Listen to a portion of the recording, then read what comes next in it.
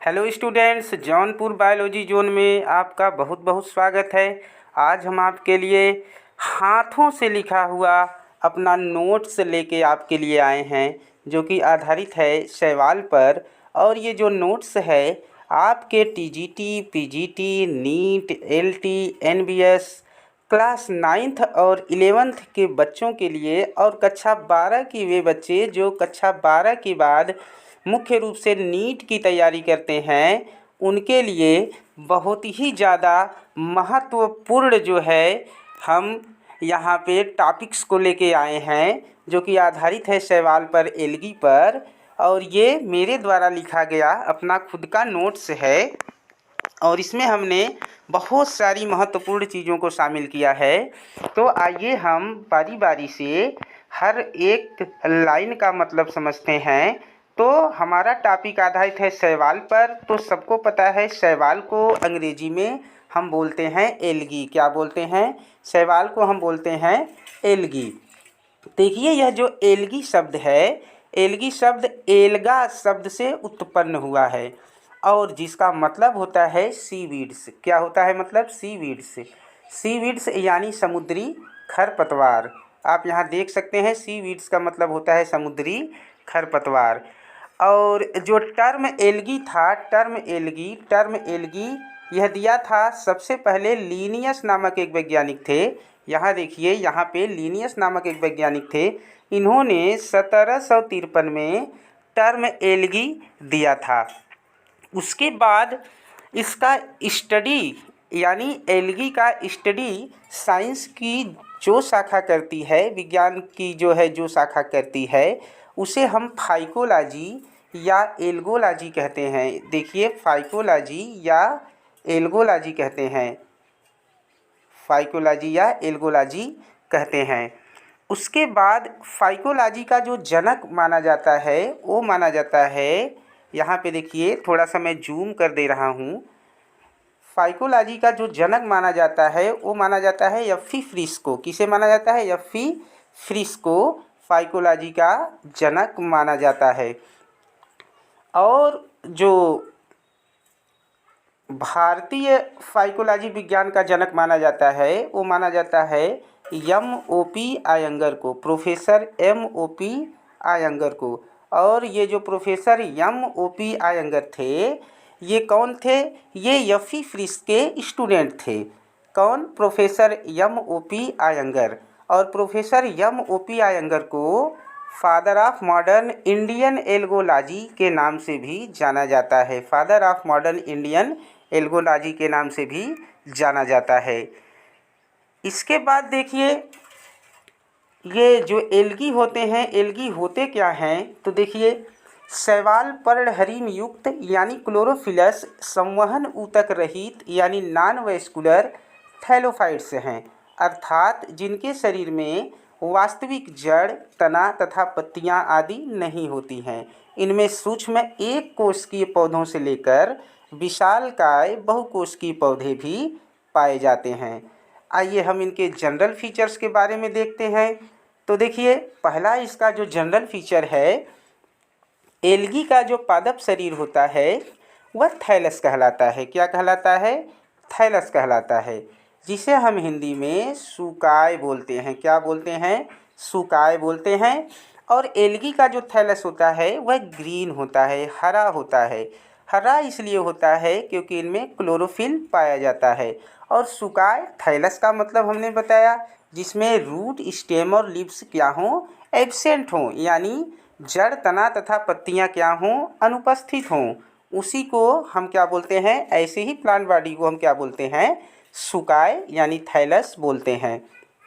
अब अगर हम इनके आवास की बात करें, आवास यानी हैबिटेट की बात करें, तो देखिए ये ज़्यादातर क्या होते हैं? जलीय होते हैं। शैवाल ज़्यादातर जलीय होते हैं। और जो स्वच्छ जल में पाया जाने वाला शैवाल है वह है आपका स्पाइरोगाइरा। कौन है? स्पाइरोगाइरा है। और जो समुद्री जल में पाया जाने वाला शैवाल है वह है आपका माइक्रोसिस्टिस। कौन है? माइक्रोसिस्टिस है। इसके बाद आप देखिए, यहाँ पे नोट करके लिखा गया है जो शैवाल होते हैं वह अन्य आवासों में भी पाए जाते हैं, जैसे लकड़ी पर, मृदा पर और बर्फ आदि पर। और इनमें जो वाउचेरिया होता है, वाउचेरिया नामक शैवाल जो होता है वह कैसा होता है, वह स्थलीय होता है यानी टेरेस्ट्रियल होता है। उसके बाद देखिए कुछ शैवाल कवक के साथ सहजीवन भी दर्शाते हैं। इसका सबसे अच्छा एग्जाम्पल है लाइकेन। लाइकेन क्या है? लाइकेन शैवाल और कवक का क्या होता है? मिश्रण होता है। जब शैवाल और कवक आपस में मिलते हैं तब जिस नए पौधे का निर्माण होता है वह लाइकेन होता है। और लाइकेन के बारे में आपको पता है, हमने इसका वीडियो भी डाला है। लाइकेन से प्राकृतिक सूचक लिटमस पेपर जो है क्या किया जाता है, तैयार किया जाता है। उसके साथ साथ लाइकेन अच्छे वायु प्रदूषण के भी क्या होते हैं, सूचक होते हैं। आगे देखिए, इनके अगर हम साइज की बात करें तो इनका साइज वेरिएबल होता है, अलग अलग होता है। जो सूक्ष्मदर्शीय एक कोशिकीय शैवाल होते हैं वो होते हैं क्लेमाइडोमोनास। कौन? क्लेमाइडोमोनास। क्लेमाइडोमोनास क्या है? क्लेमाइडोमोनास यह सूक्ष्म एक कोशिकीय शैवाल है। उसके बाद देखिए जो निवही शैवाल होता है कॉलोनियल। कॉलोनियल में आपका वाल्वाक्स है। कौन है? वाल्वाक्स है। सूक्ष्मदर्शी एक कोशिकीय, ये तो हो गया क्लेमाइडोमोनास। निवही कॉलोनियल ये हो गया आपका वाल्वाक्स। और जो तंतु रूपी शैवाल होता है यानी फिलामेंटस शैवाल होता है वह है आपका यूलोथ्रिक्स और स्पाइरोगाइरा।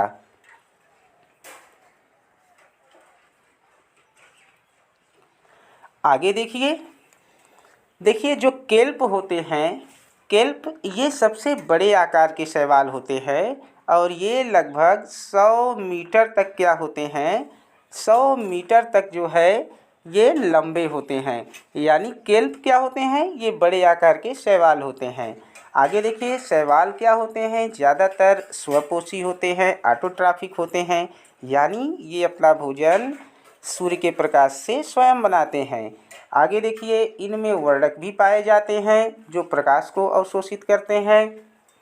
और वर्णकों में कौन कौन से मुख्य वर्णक जो इनमें यूनिवर्सल पिगमेंट के रूप में होते हैं, यानी जो पाए जाते हैं शैवालों में। तो शैवालों में तो क्लोरोफिल ए और बीटा कैरोटीन ये तो पाया ही जाता है, ये यूनिवर्सल पिगमेंट कहलाते हैं। इनके साथ साथ अन्य वर्णक भी इनमें पाए जाते हैं, जैसे क्लोरोफिल सी ये ब्राउन एल्गी यानी भूरे शैवाल में मिलता है। और क्लोरोफिल डी ये रेड एल्गी यानी लाल शैवाल में पाया जाता है।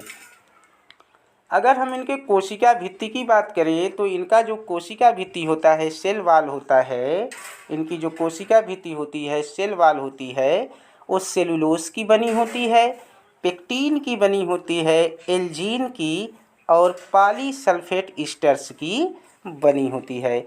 इनमें जो संग्रहित खाद्य पदार्थ होता है यानी जो स्टोर्ड फूड मटेरियल होता है, तो ग्रीन एल्गी हरे शैवाल में स्टार्च के रूप में होता है स्टोर्ड फूड मटेरियल।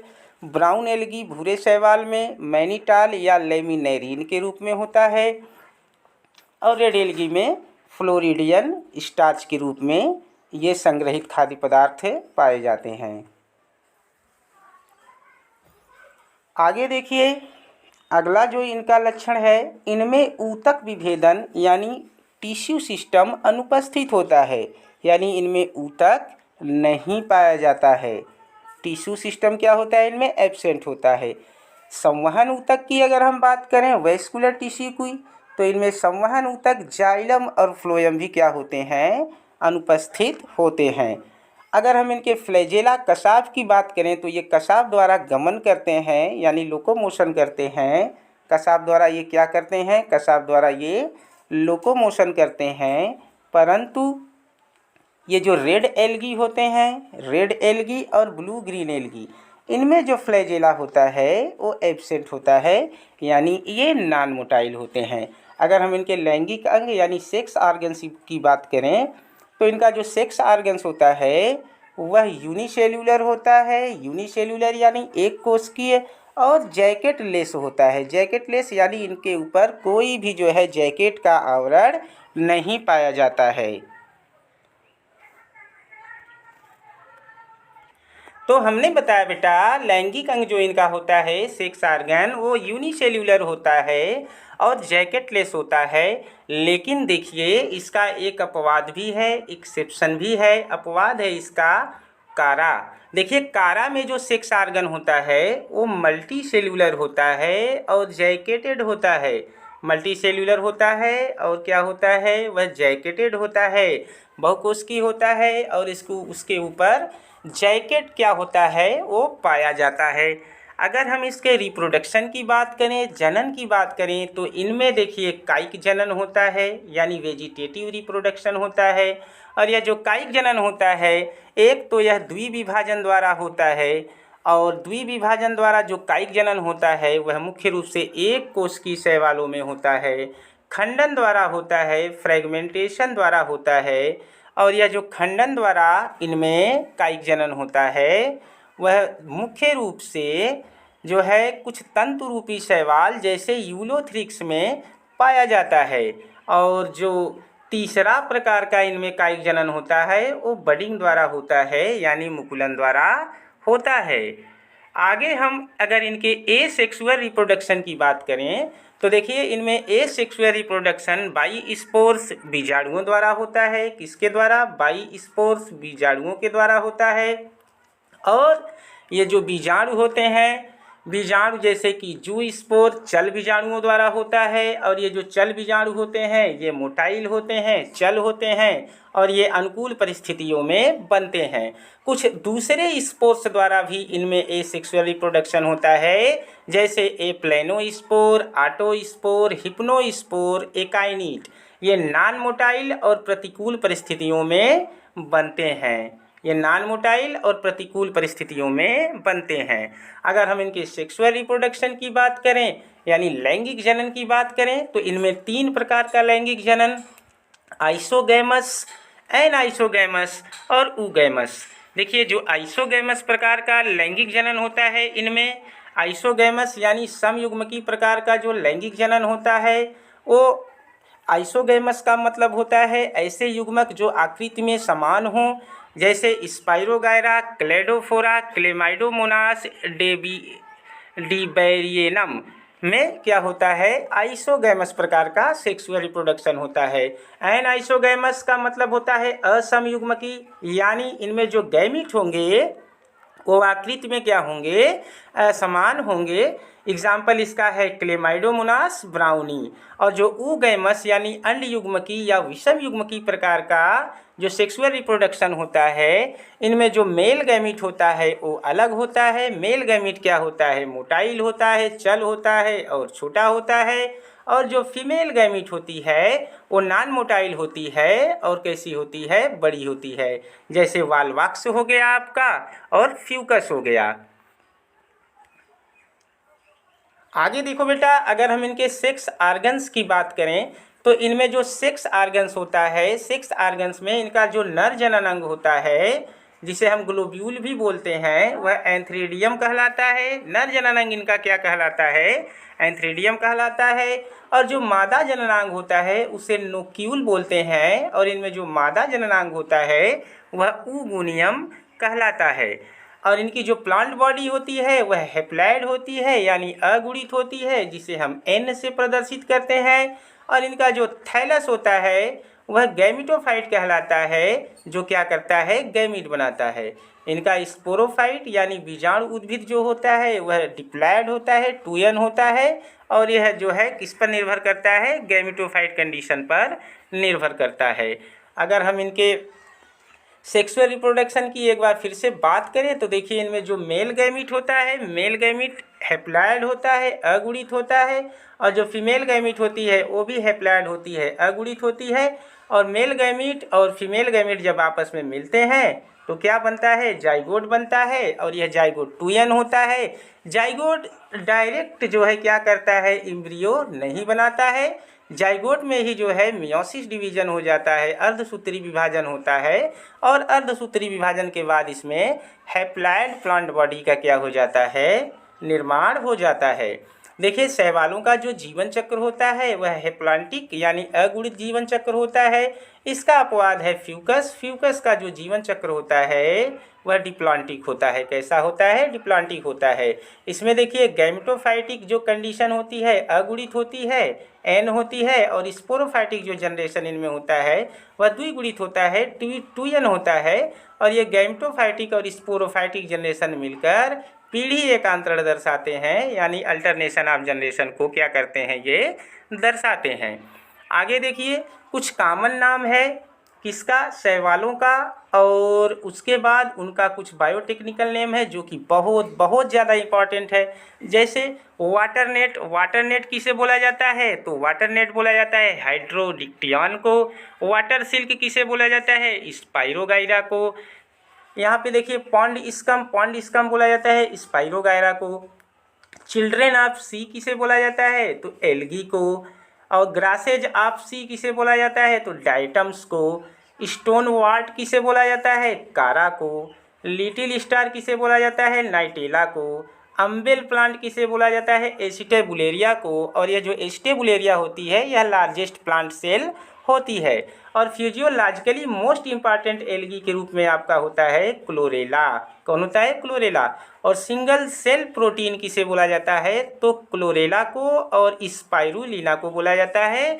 और स्पाइरुलिना क्या है? बीजीए है, यानी ब्लू ग्रीन एल्गी है। अब यहाँ पे देखिए आगे शैवालों का वर्गीकरण, क्लासिफिकेशन ऑफ एल्गी। तो इसको देखिए शैवालों के विषय में प्रथम जानकारी हमें चीन के साहित्य में मिलती है, जहाँ नास्टाक को भोजन के रूप में तथा लेमिनेरिया को औषधि के रूप में प्रयोग किया गया है। शैवालों का वर्गीकरण मुख्यतः रंगों पर आधारित था, परंतु बाद में कुछ और कारक जोड़कर शैवालों को वर्गीकृत किया गया। जैसे कोशिका संरचना, अब प्रोकैरियोटिक और यूकैरियोटिक के आधार पर, वर्णक प्रकार के आधार पर, संचित भोजन के आधार पर, कशाभिकाओं के प्रकार और संख्या के आधार पर, कोशिका भित्ति के आधार पर, सुकाय संरचना के आधार पर, जनन और आवास आदि के आधार पर शैवालों को क्या किया गया है? वर्गीकृत किया गया है। यहाँ देखिए ओस्टवाल्ड जो टिप्पो नामक वैज्ञानिक थे, ओस्टवाल्ड टिप्पो द्वारा दिए गए पौधों के वर्गीकरण में उपजगत थैलोफाइटा में प्रथम 7 फाइलम शैवालों के हैं। सन 1953 में प्रसिद्ध वनस्पति वैज्ञानिक एफी फ्रिस ने शैवाल समुदाय को निम्नलिखित 11 वर्गों में विभाजित किया, और एफी फ्रिस का जो वर्गीकरण है वही सर्वाधिक मान्य है।